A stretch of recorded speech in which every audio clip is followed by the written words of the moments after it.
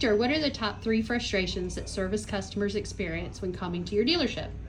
I think that service customers experience frustration just as we would if we were getting services. So if we got a flat tire, what are the things? It's time out of your day, the problem with the car, and to that, how much is it going to cost, and how quickly can I get in and out of here?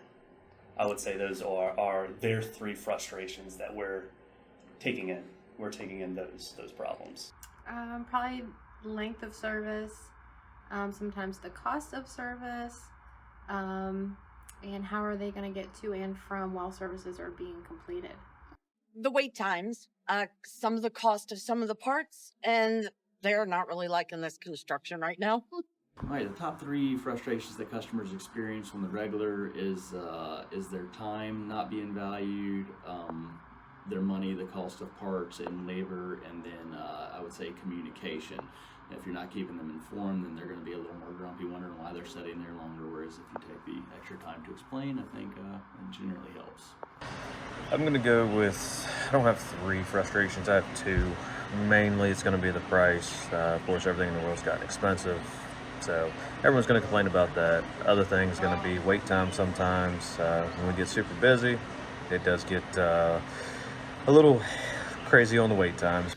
All right, top 3 frustrations I narrowed it down to are communication or lack thereof communication, time for completion, and then also where to go, direction. Where do they go when they enter our facility as far as the parking lot, how to get to service, how to get to parts. So communication, time for completion, and direction. I think here at Hyundai, at least right now, is the wait time both to get in for the appointment and to get the car diagnosed. Communication is definitely a big one, and then some of their understandings of how their prepaid maintenance works. I would say our top 3 frustrations as of right now that we have is probably timeline of repairs, taking about 2 weeks, 2 to 3 weeks for diagnosis. Can be earlier, can even be later depending on what it is. Not being able to get on a customer vehicle right away after diagnosis, just stuff like that. Comebacks is another one. Dirty cars from loop technicians, repairs not being completed correctly, and all that stuff. The final one is no loaner vehicles being available. Looks like a lot of our new cars are breaking down, taking a while, especially with us being backlogged. Having no loaner vehicles has definitely been a struggle. Top 3, I would say probably wait times. I'd say maybe pricing of the repairs, and then advisor availability. If you can't be reached by phone, it's hard to get good service. I would say 3% surcharge on their bill, shop charges, constants of the phone ringing and not be able to answer on time. I think the top 3 frustrations they experience when they come into our dealership is number 1, knowing where to go. We're packed in real close to another dealership, so a lot of people don't know where to park or where to pull in to even get service. So that's a frustration that a lot of people deal with here. The next 2 frustrations I think everybody can identify with, that is time commitment and financial commitment. People don't know how long their car is going to be down for when they're getting repairs, and they often don't know how much those repairs are going to cost. Hey everybody, I'm Mike. I'm Mark. How are you doing? Top 3 frustrations that service customers experience. First 3 I thought of were backordered parts, especially with no ETA. We have limited control over that, but that's one frustration we're dealing with customers. Intermittent technology, electronic problems that can't be replicated or diagnosed because they're not present when we get the vehicle.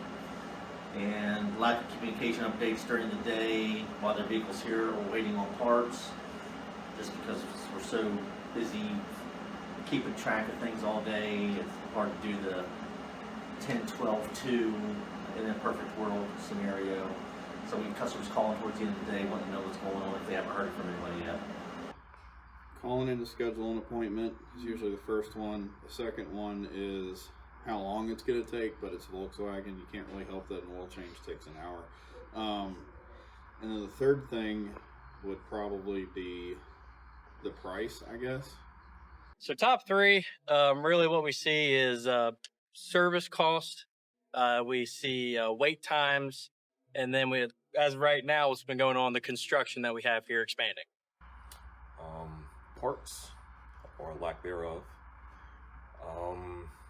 timeliness of getting those parts, and just being able to get simple things in and out of the shop within the same day because of such the backlog of parts and other vehicles. Number one, I would say, is being greeted very quickly, making eye contact, not standing there waiting for somebody. When a customer comes to pick up their vehicle, trying to locate their vehicle, or we sending them until they find their car and they can't find it, come back in, they're frustrated, don't understand where their car is at. So best thing that I try to do is find one of our car parkers and have them go pull their car up into the service lane for them. First is time. They're always, we live in a society where you want to get things done quickly so you can move on to the very next thing in your busy life. And when it takes a bit of time to do a repair or to do even an oil change, then they get frustrated because it impacts their day negatively. Okay, number 2. The second item is cost. Particularly someone who has not had to do a lot of repairs on their car up to date, then they don't understand the cost of owning and maintaining a vehicle now, and it's good old American sticker shock. What third? Understanding what an appointment means.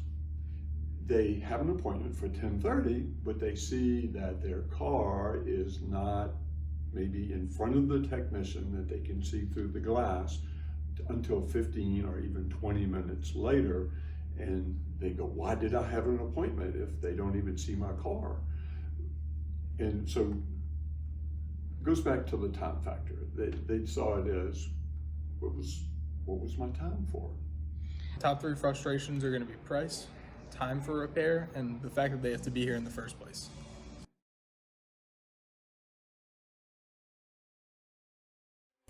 I would say getting in contact with when we're kind of walking around and no one's around. I would imagine that's frustrating. We try to be at our desk as much as we can, but sometimes we're not always there to help. I would imagine they get a little frustrated when they're not being helped. That's one. A second one I would say is maybe a longer wait time than expected. Sometimes we get miscommunications through technicians. Maybe they go on lunch break when we give them a ticket and they end up waiting a little extra half an hour or so when we do have to apologize. I can imagine that's frustrating. Third reason, I would say maybe they weren't expecting something to be as expensive as it was. Maybe a price difference in tax or something that got added and then get a little frustrated on the pricing. I would probably say a big one would be lack of loaner cars. I know our fleet over here at Kia is pretty small. Sometimes it, like if a customer, their schedule doesn't line up as far as like getting diagnostics done, that's obviously a timely, thing. And, they need a car to drive to, go about their day. Sometimes we don't have enough loaner cars to, schedule certain diagnostics for certain customers who only have that one mode of transportation. I would probably say another one would be, another frustration would maybe be sometimes customer understanding. Sometimes we get a little too technical. We kind of forget, we're talking to a customer who doesn't know these things. So we just, I myself have been trying to get better at using like layman terms to, explain things to customers and to have them have a better understanding of that. And then I would probably say the third one would be sometimes staffing. I'm not saying that's like a big issue, but sometimes I'll, have a little, short staffed in the shop, which can cause extended wait time and, things like that. That can be frustrating for everybody. I'd say some ways to fix some of those things, I've been having a list of customers that we are in need of cars, and as we get them returned and, you know, things like that, until we get a bigger, you know, fleet, I'll, you know, stay on top of that and, you know, try to call the customers that are in need of a vehicle. That way we can get their stuff in here to, you know, have it fixed. I would probably say the next one would be, you know, just sometimes, you know, like the layman terms, you know, that I said is something I'm trying to work on, using layman terms, breaking it down in a way for the customer to understand. And then, you know, the, you know, staffing issue, we've gotten really good about, you know, being communicative with our customers and letting them know when they come in, hey, you know, this is, you know, this is what we're looking at as far as time for today. This is what we're looking at as far as work in the shop.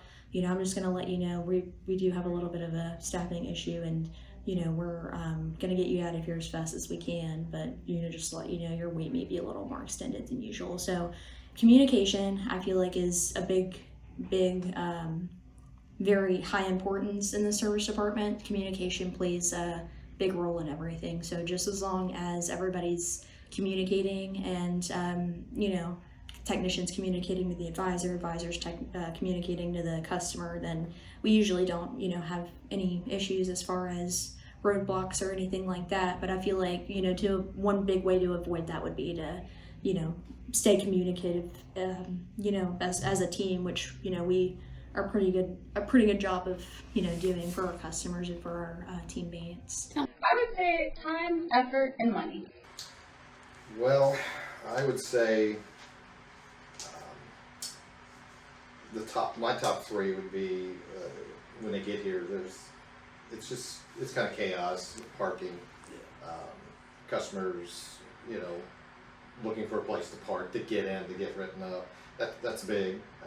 Unfortunately, we have restraints with that. Yeah. Wait times are another huge one. You know, we're dealing with a lot of customers, more so than what we ever had. That's for sure. Yeah.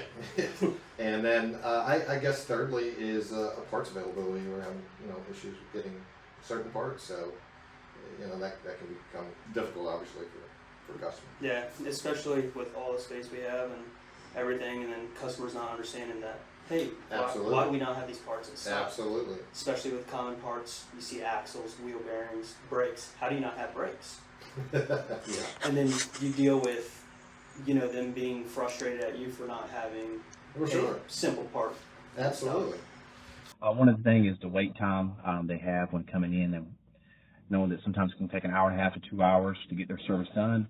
The best way to alleviate that is just to set the expectation at check-in, depending on the services they have, to let the customer know that they have options, that it's going to be longer than what they expected, to give them a shuttle ride to wherever they need to go, work, home, wherever it may be. Another thing they tend to complain about, or one of the frustrations they have, is the pricing we have at the dealership. The main thing that would alleviate that is discuss the importance of the job itself versus the pricing, letting them know why it's important to do this for their car, so they can kind of get over that hump that they have with the pricing. And one of the other frustrations is our new NUMA system when it comes to answering phone calls. Phones ring, it goes to the automated answering system, and just the frustration of not being able to talk to a live person.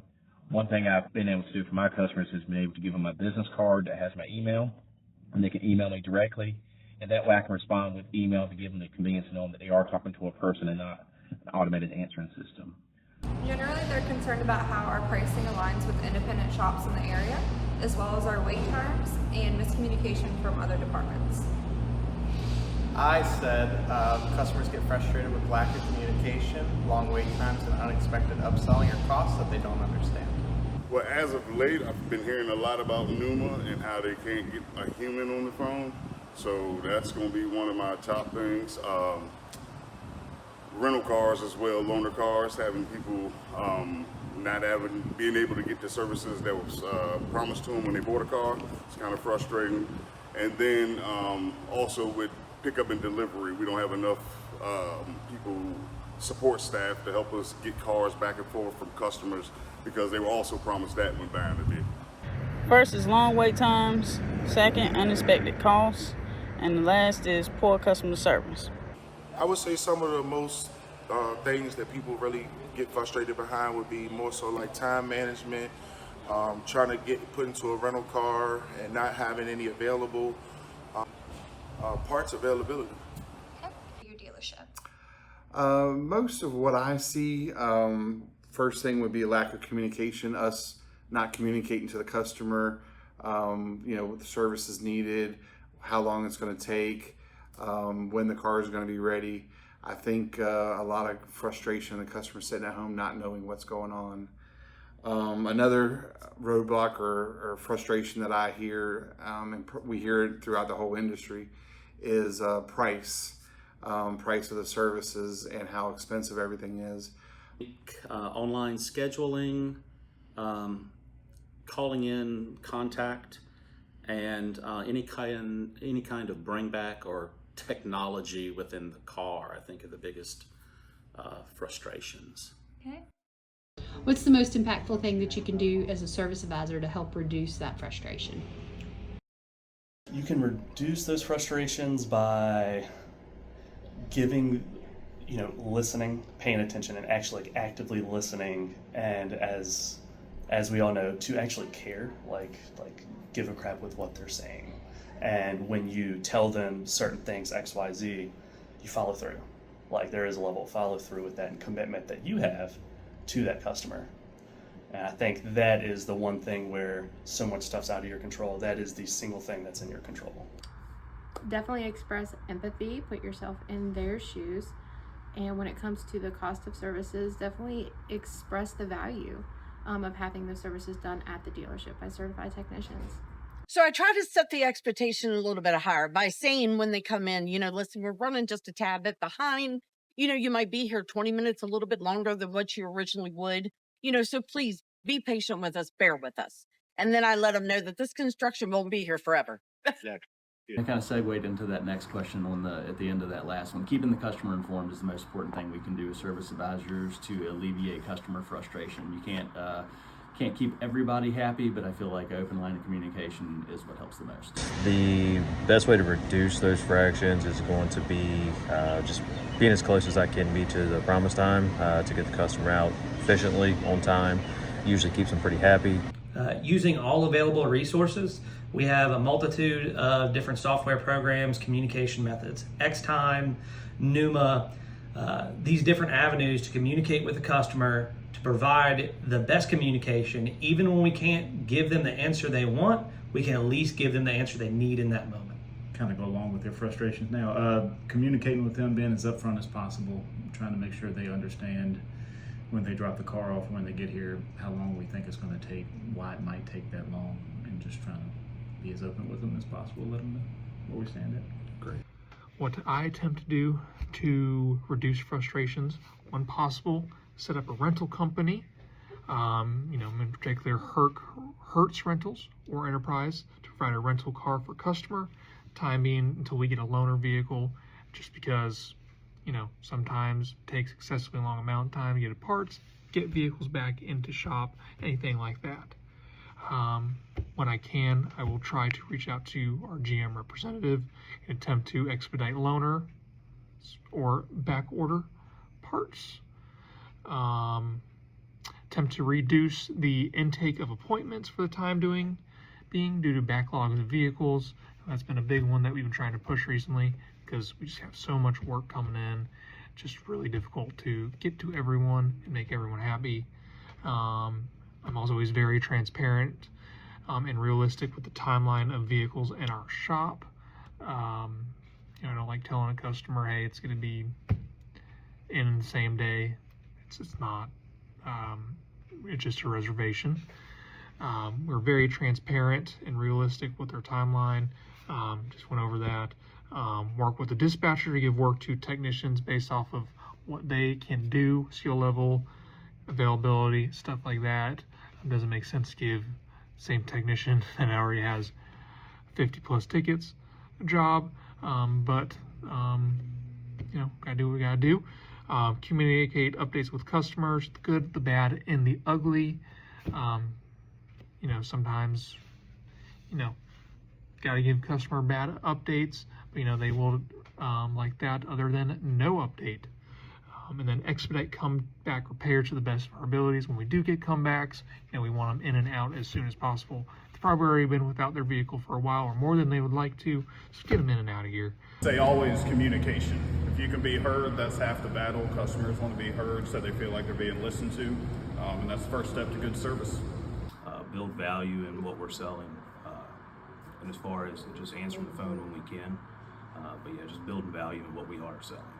I think the most impactful thing that we can do as service advisors is just to know our pricing and know our time commitment. Understand where the shop is and understand how long it'll take to truly complete a repair, and to be able to give the customer not only a good time estimate, but obviously a good financial estimate as well. The most impactful thing we can do to help is show customers that we care, show empathy for their situation, and keep them informed. Well, having a third person to answer phones, that would be the first thing that would help us. The second thing would be, well, we have enough express techs. There's really, honestly, nothing we can do to make a Volkswagen oil change any faster unless we go in and redesign the vehicle. Okay. But the third thing, pricing. There are some things I think we could come down on, but there are other things we could be charging more for, like alignments. You know, like some places charge $220 for an alignment. We're only charging $120, but whereas other places charge a lot less for an oil change than we do. So I think it all, at the end of the day, balances itself out. Of course. So for these service costs, we like to explain to the customer the value of the service that they're paying for, so that way they know that we're not pulling one over on them or anything like that. We're actually taking care of their car and trying to take care of them as well. For the wait times, not just myself, but my other advisors, we check in on every customer that's in the waiting lounge when we go in. Whether we're talking to a customer of our own, we always check in on everybody periodically to make sure everyone's okay. And for the construction, we're just trying to let everyone know to please be patient, because we are trying to expand so that way we can take care of them more efficiently. Be fully transparent, be upfront from the gate. Just let them know what to expect without even giving them hardcore times. Just let them know it could take a couple days, because typically with Dodge, it's going to take a few days. So when they drop off, set the expectation. So I do have some customers that are very anxious, more so as a woman in the industry. I try to make sure when women come in that I try to make them comfortable, try to ease their pain, try to, tell them what's going on with their car and go from there and tell them what the best thing is for them, and move on. Communicate. It's communicate. If you let them know when they come in the door what we're going to do and how quickly we're going to move, or some idea of the amount of time it's going to take for their service, then that helps them. And then as we go through the process, to keep them up to date. Your car's been moved, your service tech is working on your vehicle right now. Here's the multi-point we have for your vehicle. So it keeps them in the loop. One of the most impactful things that I have found is just talking for longer. The more time you're able to spend with the customer in general, the more you're going to be able to calm them down and keep them at even keel.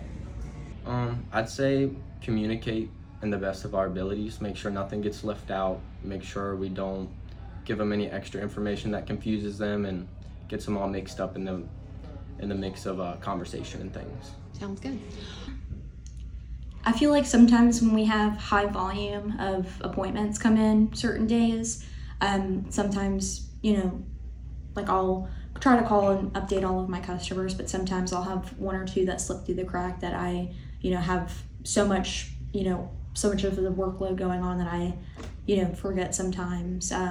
But I'll, I'm very mindful of the busy days, and I'll try to, do little things for myself and my coworkers to try to avoid, things slipping through the cracks. And I feel like I have a really good teammates here that, if I, seems like I'm forgetting something, my teammate will be like, hey, just remember, you told me about that. So that also communication. Just keeping open communication with the customers, providing loaner vehicles, just keeping that line of communication open. Explaining to our customers the value of having a factory-trained master technician work on their vehicles can ease their minds when they see the difference in pricing from us compared to an independent shop. explaining to them the miscommunications that can happen from departments and what we could try to do to help that not happen in the future. Clear and proactive communication and setting expectations early, keeping customers informed, helps reduce all those frustrations. So what I tend to try to do is under promise and over deliver. I give a customer a little bit more leeway on the time I say I'm gonna get the car back, and then I try to beat that time. Listen. Communicating with the customer as much as possible. Basically trying to find ways to make this a better experience for them, whether that's applying a discount to them or taking care of something as simple as a state inspection, maybe something like getting the car complimentary wash for them if they got the time or if it's convenient, or shuttling them maybe wherever they may need to go. Maybe they got to get somewhere. Sometimes we got to find a ride for them to get wherever they may need to go because we may not have a rental available, or our shuttle service may not be available because he's working at multiple places. So just trying to make anything as I can seamlessly and easy as possible. Okay. You sort of touched on this already, but what is the most impactful thing you can do as a service advisor to help reduce those frustrations? Yeah, again, making sure that we're communicating with the customer. Every day we should be calling every customer, if not 2-3 times, at least once a day, let them know the part's still in order, coming in tomorrow, whatever we need to do. Make sure that we're explaining every detail, what we did, why we did it, and how it's going to benefit the customer and the car in the long run. And the last thing, just making sure that we are listening to the customer and getting the proper information from them to be able to relay that to the technician. Number one is listen. I think that's the biggest thing. You have to have empathy and to be able to put yourself in their position. And then I know you asked for one, but they kind of all go together. And then being a good steward of their money. That's the biggest thing. You've got to spend their money like it's yours. I don't have any to waste, and I'm sure they don't either. Okay. What's one roadblock that gets in your way of delivering a better experience to your customers? I would say we do a really good job at it. Sometimes parts, that is one variable. I wouldn't say it's a roadblock. I would say it's more like a speed bump, but naturally, if it's on back order, it can be a roadblock. Loaners alleviate that, but sometimes you have customers who either don't want a loaner, they live out of town, they're traveling, so now you're left with aftermarket options. What do you do to get from that roadblock and maybe turn the roadblock to a speed bump? One of the biggest roadblocks we're having right now is one of the BDS stipulations is a $315 service just for using BDS. A lot of customers are not fond of that. Pricing is what gets in my way. The receptionist duties associated with the service desk, the telephone rings nonstop, making it very difficult, especially on days when you're short-staffed, to accurately communicate with your customers that are not here and the ones that are here, because the phone is a very big burden. I don't typically have any roadblocks when it comes to anything. Most of the time, customers leave happy. I think we truly try to provide the best experience possible with what we have. I think the thing that I hear the most from the customer is having like model transportation when their vehicle's down for an extended amount of time would be the thing that would separate us the most and provide the best customer experience. Right now, I would say is the space we have with the construction and the technicians trying to fit everything in the shop and trying to catch up on the backlog that we have, I think is holding us up a little bit. Our one roadblock is definitely our current intake of appointments, which we are working on. We really need to slow down our current work due to our current workload and lack of technicians in our shop. Will also help us keep available for comeback repairs or newly sold cars with issues. We can't control those. Just bought a car, we need to get them in as soon as possible. I'd say sometimes we already have a pretty full schedule just off of what our service advisors schedule over the phone, and then we take an influx of online schedules as well. Sometimes that can lead to maybe extended wait times or not meeting expectations and when we promise the vehicle to be done. So being overbooked maybe. If I'm dealing with a customer and the phone's constantly ringing and not be able to take care of one or the other, As a service advisor, we're dependent on all the departments working seamlessly with each other. So I think when there's a hiccup in one department, it will affect our department. So you can run your department as smoothly as possible, but if something happens in another department, it's always going to be, it's always going to affect you. And that's a tough thing. You try to control what you can control and accept the things that you can't control. Roadblocks that are preventing us from creating a better experience for customers. Submitting parts on back order, again. Lack of climate control in the shop service lane on hot summer days decreases efficiency. Limited on loaner car rental options with only having Enterprise in the area who never seem to have cars that we don't have an account with. And online scheduling needs to be more streamlined, user-friendly, and should have a notification system to involve service advisors that are in-house to make sure that the time scheduling is going to work out with what we actually have going on in service. I'd say a lot of times we get snagged up with parts, either availability problems or just like not staying on top of estimates in a timely manner, but I think we do the best we can in that area. As of right now, it is the construction, but here soon, we'll be ready to roll and get that all taken care of, and we'll be good to go. Sometimes myself, I take on a little bit more than I'm prepared to take on, or just the schematics of the brand, whether it's trying to get through with an extended warranty, trying to get parts ordered, trying to see if parts are available. But a lot of it boils back down to parts. Some roadblocks that I have found is I could get really overwhelmed sometimes not having some teamwork behind us, or trying to pitch in or trying to do more than sometimes that I should.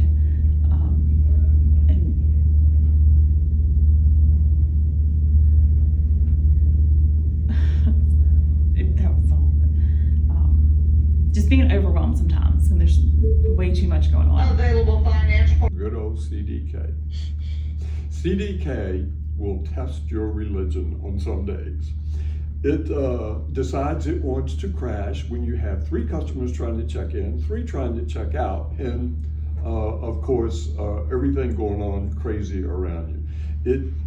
It's just nature of the business. That depends. One of the biggest roadblocks that we tend to have is with parts ETAs. When we have parts that are back ordered or a ways out, where they just show up flat out wrong.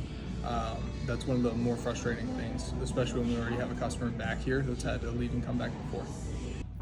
I would say maybe I'm in the middle of something and we get a little bombarded and I have to kind of juggle a couple things and I can't focus my main priorities on one customer because then I gotta get mixed up and wrapped up in a couple other things and maybe not make them feel like the main priority. Really, I would just say having those loaners available really does go a long way for us. I think as far as the parking, just try to be empathetic about the situation and understand their frustrations, offer to maybe help move their car, get their car out of a tight spot because our lot is very tight and very limited parking. Keep them informed throughout the wait times. I think that's big. Just try to keep them informed. I mean, there's not much more that you can do than that. And as far as the part situation, just try to explain to them the situation, offer them other things. We do have the option to get aftermarket parts. Even though they may not come with the warranty, we can still price something that is reasonable and is fair quality. Sure. That way, if they really want it done same day and don't want to have to wait a couple of days to get the parts in stock, we can keep them updated over a couple of days until their parts come in for that. That's what I would say. What is one roadblock that gets in your way of delivering a better experience currently? I mean, for me, it's time restraints, big time. Everything is pulling at you, and being able to spend that quality time, with the customer, it's getting more difficult. We have, you're dealing with, aftermarket warranties, you're dealing with phone calls and voicemails and just everything that goes with it. It's a big thing. It's huge. So trying to give the needed time to do it is difficult. Yeah, the phones are a big thing currently for us right now, I would say. It's definitely a difficult thing, especially with how often they're ringing. I think it would be a little bit easier if we had maybe someone that was answering the phones and scheduling appointments for us. Well, it's tough because, I mean, you know, you answer the phone, it immediately rings again, right? You know, and then you have 2 or 3 customers pulling up, and it gets chaotic. Yeah, and you get people standing in front of you, you know, and you're on the phone with someone, and then you hang up the phone, you're like, oh, how can I help you? And then it's off the hook again, but... It's having to multitask when we are shorthanded, especially when it comes to answering the phone calls, constant ringing, while trying to service and help the customers in front of me.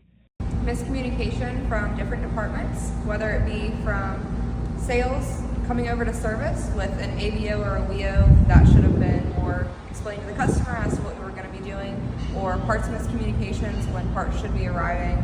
Customers can come in for appointments and the parts are not here after we were informed that they would be. Lack of communications from technicians when they're working on customers' vehicles, when we're not informed on what they're doing or how much longer it may take. Basically not having the support system that we should have, and being able to stay at our desk and build a rapport with customers. Can't really do that when you run around grabbing cars and, you know, other stuff that I'm not really supposed to be doing. Pricing. Being overwhelmed with so many different tickets, or trying to get anyone to come in and get their vehicle serviced on the drop of a dime because they're calling in looking for help or need some assistance.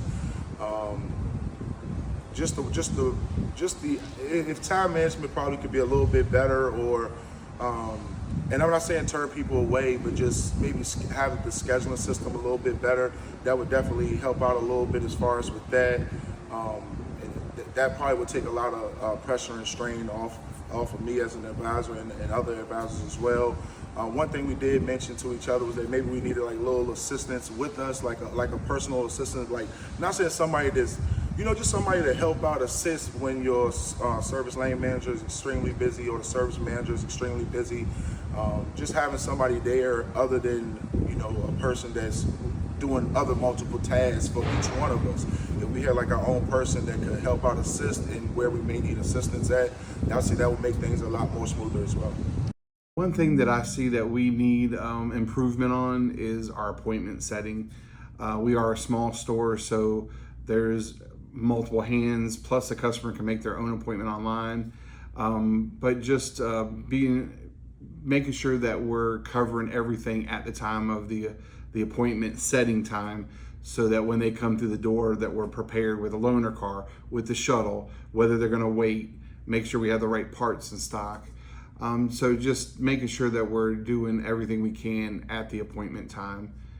I think the daily rush of meeting every customer's expectations, and it kind of goes back to the question number 1 about the scheduling, because the way the scheduling is set up in the system, it makes it difficult for customers to actually choose the exact way they want to schedule, meaning waiter, loaner, drop off, shuttle.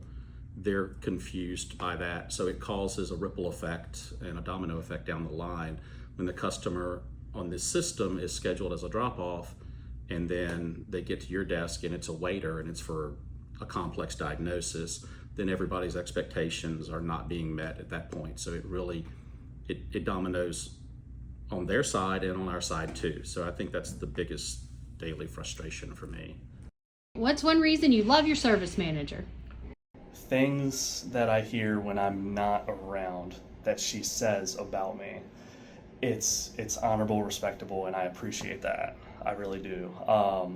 She has my best interest in mind, and I can tell that.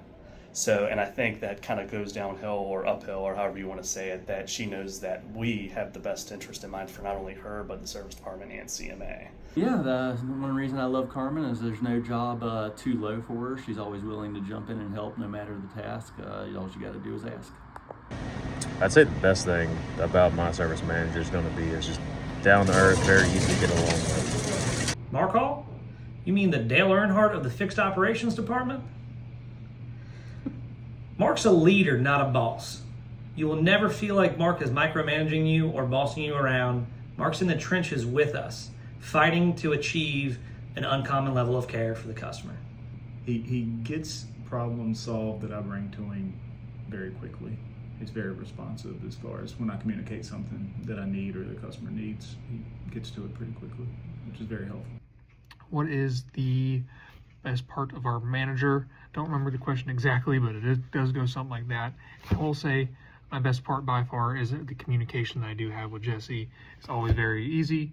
You can definitely tell that she cares for not only CMA, but the Chevrolet store itself and wants the best for everyone involved.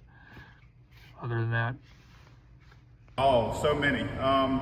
I'd say really the main reason is, you can't always please everybody every time, but what Christy's great at is if we disappoint a customer, it's not met with frustration or anger, it's met with an attitude of how can we fix this and be better next time. She cares a lot. I think he's just so interactive on a day-to-day basis. You just don't feel like you're swimming in the ocean without a life raft. That if you really need him on on any moment, he's going to be there for you, it's invaluable in a boss to have that. And the last thing was why we love our service manager. Scotty boy. He's easygoing. He's always willing to jump in and help out with all tasks in the department.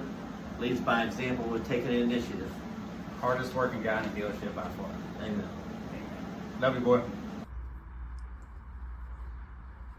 He's always there. He's always trying to help. And that's all I can really ask for at this stage in the game, He cares. Well, we're not a number in his eyes. He actually cares for us. He gave me a shot. So he's awesome. One reason I love my service manager is just he's a down-to-earth guy. He's just a ground level kind of guy. You can talk to him about anything, and he's there to help you and give you the tools that you need to do your job better. Well, I've only been in service since 1st of December. Even though I had 15 years service with CMA, it was all in sales and internet sales prior to this. But my service manager has never hesitated to help me when I had a question, to step in and do everything from parking a car to explaining how a typical service would go, along with the time, with this is problems. He's just been so helpful. It makes the job much easier, much more fun for me. Because he's fun and I don't have to watch what I say around him. He's a cool guy. He lets me know when I do wrong, which I do appreciate. I do make mistakes and he lets me know and makes me feel reassured that I'm on the right path. His patience. I didn't come from a background in automotive, so I had to learn a lot on the job. I feel like Ron and his patience and, everything, him spending as much time with me, to make sure I understand a lot of the processes and things that we do to, help out our customers. I feel like that's one thing that I really admire and love about him is his patience with everybody, really. I love Mindy because she is always not only going above and beyond for the customers, but for her employees. Well, I know, he's committed, and he's got my back, and that's the main thing. If you know somebody's got your back, it helps with the situation, knowing, they have the best interest of not only me but the customer as well. So that's important. Absolutely, I agree. I'm right there with you on that one. I think one thing for me, if I got something going on in my life, he's always there to support me through it. And if I'm having a problem with maybe a specific customer and I just can't get through to them, knowing that he will be able to get through to them, that's a big thing. That's huge. Yeah, you need that. Everybody needs that backup, man. Yep, I agree. Well, it was a good conversation, Brad. Yeah, absolutely. All right. All right. She listens if we have any corrections that we want to make to what we're doing, or if we have any concerns, and tries to find a resolution. She handles our unhappy customers. How we get Mike? Mike, I'm gonna keep this short. He's just an awesome guy all the way around. He listens when I have a concern, and he actually delivers when he can. He's honest, and he's just a stand-up guy. I like my service manager, and I love my service manager just because I feel like he takes care of me as an employee. Mike has been extremely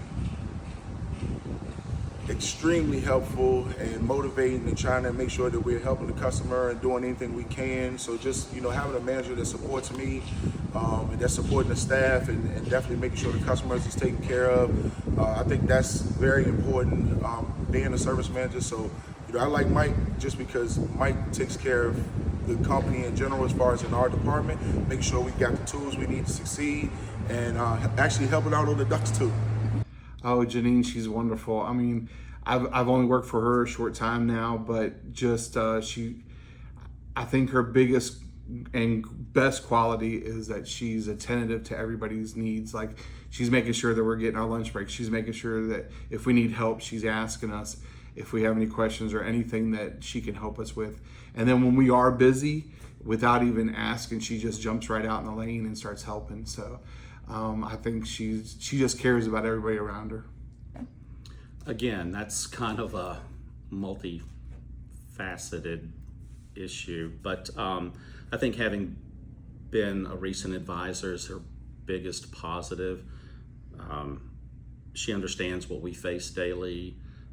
She's willing to listen. She makes changes as necessary, and she offers help. And I think maybe the biggest thing is she just cares, not only about us, but the customer as well. So that makes a huge difference. Awesome. She's great.